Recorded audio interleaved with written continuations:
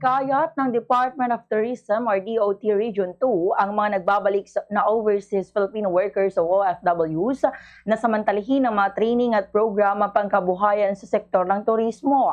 Sa panayam ng Bombo Radyo Kawan kay Dr. Troy Alexander Miano, Regional Director ng nasabing ahensya, sinabi nito na nagbibigay ang DOT ng mga pagsasanaya tulad ng culinary training, tour guiding, homestay management at iba pang tourism-related skills upang matulungan ng mga OFW na magkaroon ng pagkakakitaan.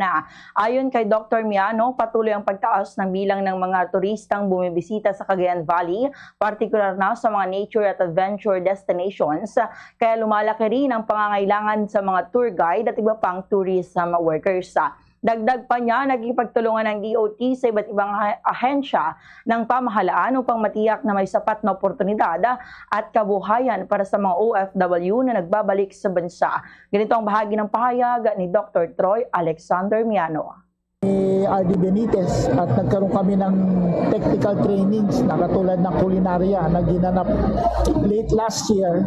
Nang sa gayon, yung mga OFW na nais magtayo ng mga karinderya, restaurants o catering ay nabigyan natin ng agarang training, pati nabigyan na rin natin ng startup kits, no? Nang sa gayon, dito sila magsimula.